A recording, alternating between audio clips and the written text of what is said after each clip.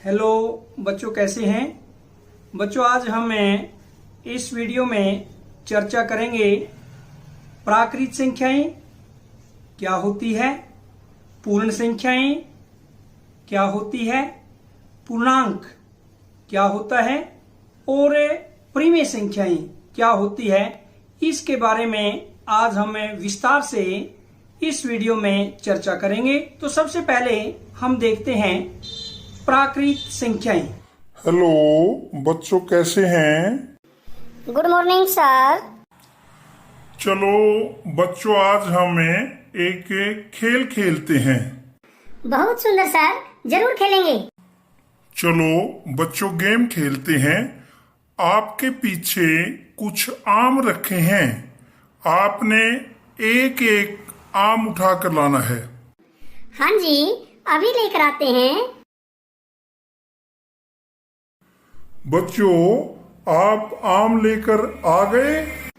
हाँ जी सर, हम लेकर आ गए हैं। बच्चों, आप सभी के पास कुल कितने आम हैं? जी सर, हमारे पास कुल 3 आम हैं।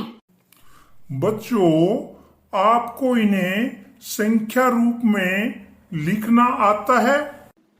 जी सर, हम लिख सकते हैं 1, 2, 3। बच्चों, इन संख्याओं को जो हम लिखते हैं 1, 2, 3, हमें ठोस रूप में दिखाई देती है वस्तुएं क्या कहते हैं? सर, पता नहीं क्या कहते हैं। सर, मुझे पता है, मैं बताऊं?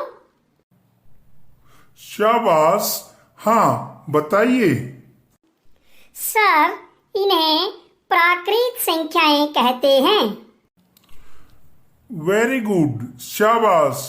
बच्चों, बिल्कुल हम इन्हें प्राकृत संख्याएं कहते हैं।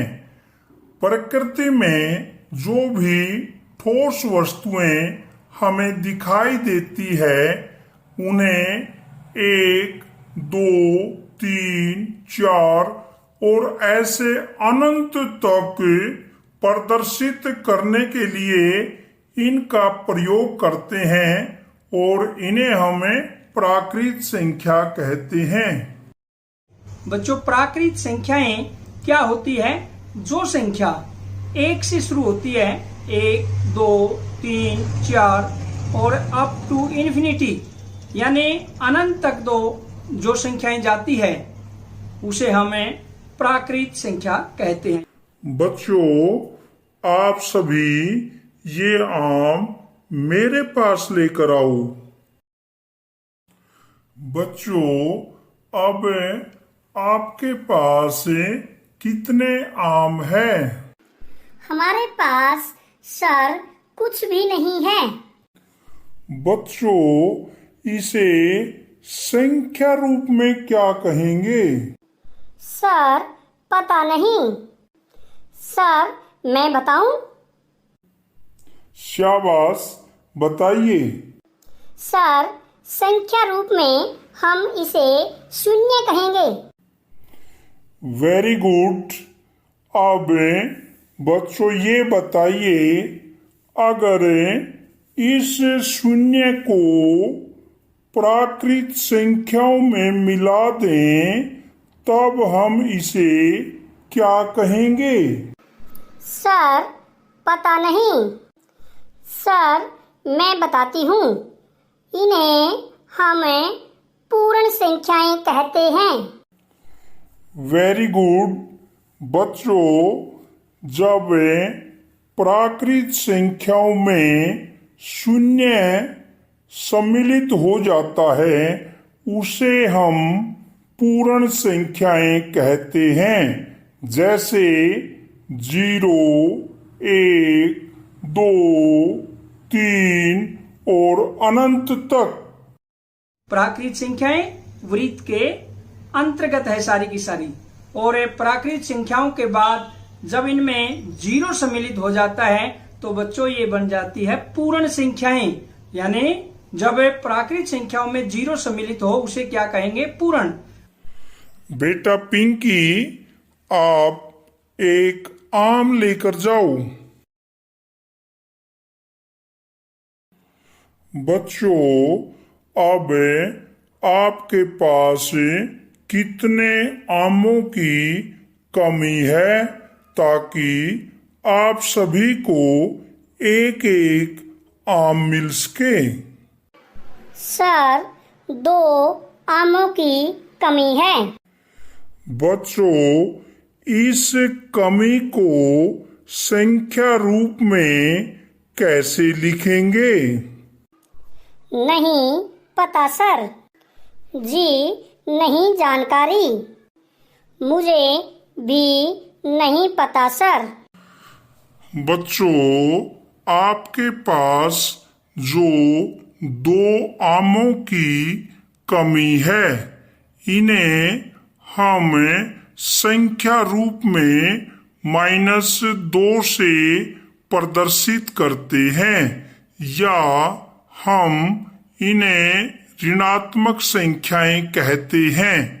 और जब बच्चों पूर्ण संख्याओं में माइनस की संख्याएं जैसे -1, -2, -3, -4, इन ऋणात्मक संख्याओं को मिला दिया जाता है, उन्हें हम पूर्णांक कहते हैं।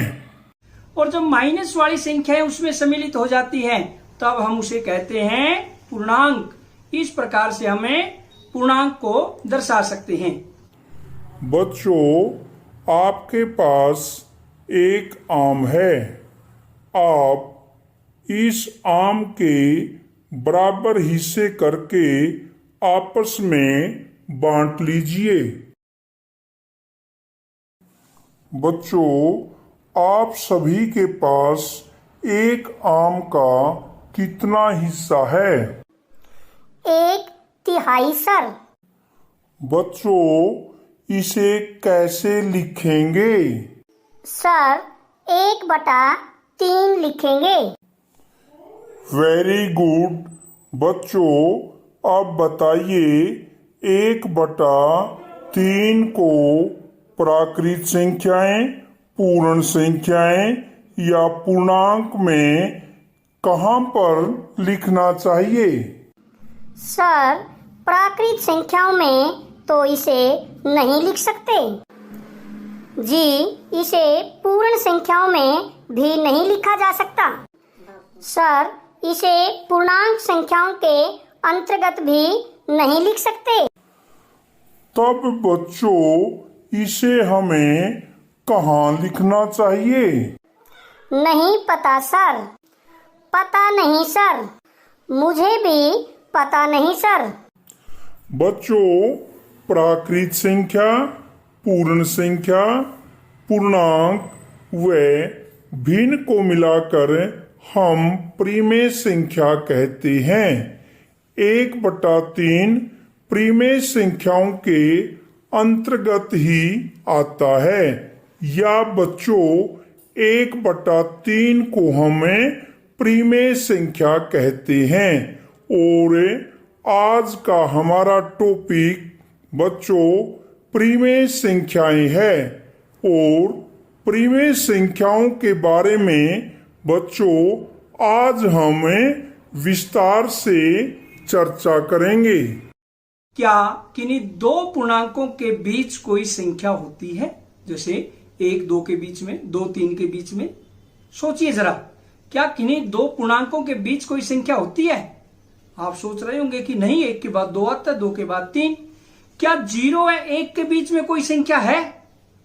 सोचना बच्चों एक बार, 0 व 1 के बीच में क्या कोई संख्या है?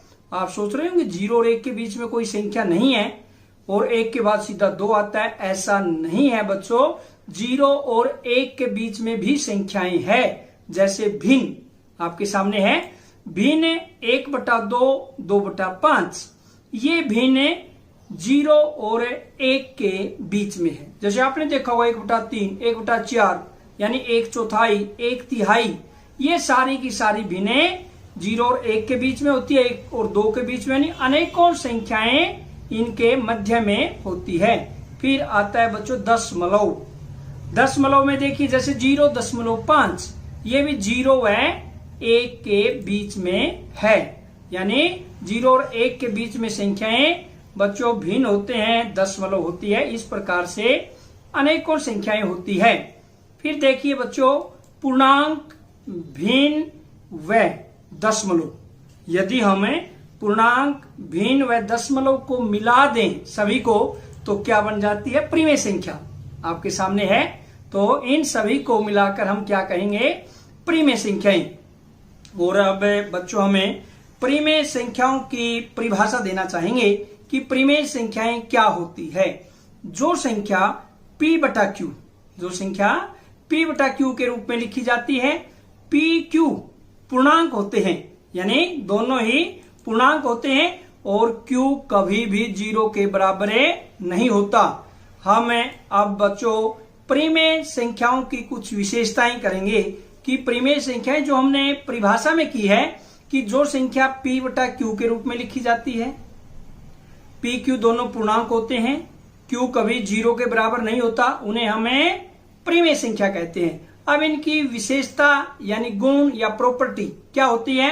ये हमेशा p बटा q के रूप में लिखी जाती है। और बच्चों इसके अंदर p q दोनों ही पूर्णांक होते हैं और q 0 के कभी बराबर नहीं होता। जब बच्चों हम किसी भी परिमेय संख्या को रेखा पर दर्शाते हैं तब p q दोनों ही को प्राइम यानी सह अभाज्य संख्याएं होती है। दोनों ही p और q को प्राइम नंबर होते हैं, या हम कहें सह अभाज्य। सह अभाज्य क्या होता है? जब दोनों संख्याओं में एक के अतिरिक्त कोई भी साझा गुणनखंड नहीं होता, तब हम उसे क्या कहेंगे? सह अभाज्य संख्याएं। अब बच्चों प्रश्न आता है 3। क्या 3 एक परिमेय संख्या है? आप सोच रहे होंगे दिमाग में कि नहीं, 3 तो परिमेय संख्या ही नहीं है, क्योंकि 3 तो p के रूप में है, बटा में q तो है ही नहीं। लेकिन बच्चों ऐसा नहीं है। जो 3 है हम 3 को 3 बटा 1 भी लिख सकते हैं। और 3 बटा 1 का मतलब बच्चों क्या हुआ? ये p बटा q के रूप में, यानी 3 बटा 1 को हम क्या लिख सकते हैं? p बटा q के रूप में। अब बच्चों आता है जैसे 2.5 यानी 2.5 क्या एक परिमेय संख्या है? आप सोच रहे होंगे कि ये तो p के रूप में है, बटा में q तो है ही नहीं। लेकिन बच्चों ऐसा नहीं है। 2.5 को हम लिख सकते हैं 25 बटा 10, या हम इसकी लोएस्ट फॉर्म, या हम कहें इसको संक्षिप्त रूप में यदि लिखना चाहें, इसको बच्चों हम लिख सकते हैं 5 बटा 2। यानी इसका अर्थ क्या हुआ? 2.5 भी बच्चों एक परिमेय संख्या है। और बच्चों जब हम पूरी की पूरी परिमेय संख्याओं को एक वृत्त के द्वारा दर्शाना चाहते हैं तो उसमें क्या आएगी संख्याएं बच्चों? प्राकृत संख्याएं, पूर्ण संख्याएं, पूर्णांक, भिन्न व दशमलव। यानी और पूर्णांक के अंदर ये भिन्न व दशमलव क्या है? इंटीजर, नॉन इंटीजर, जो बिना पूर्णांक का फ्रैक्शन वाली है। इन सभी को मिलकर हम एक वृत्त के माध्यम से बच्चों दर्शाएंगे और इसे कहेंगे परिमेय संख्याएं। ये क्या होती है? परिमेय संख्याएं। यानी उन सभी संख्याओं का हम कहेंगे एक मेल, या जिसमें पूर्ण संख्याएं, प्राकृत संख्याएं, पूर्णांक, भिन्न व दशमलव मिल जाते हैं, उन सभी को हमें क्या कहेंगे? परिमेय संख्याएं। तो बच्चों आप ये अभ्यास स्वयं करके देखना। अगर आपने वीडियो को ध्यान से देखा है तो अभ्यास के प्रश्न आप बिल्कुल आराम से करेंगे। और मैं ये मानकर चलता हूं कि आप घर पर बड़े अच्छे से ऑनलाइन शिक्षा ग्रहण कर रहे हैं और आप घर पर बिल्कुल स्वस्थ हैं, मस्त हैं और व्यस्त हैं। इसी के साथ आज की इस वीडियो में हम परिमेय संख्याओं के बारे में इतना ही करेंगे। जय हिंद, जय भारत।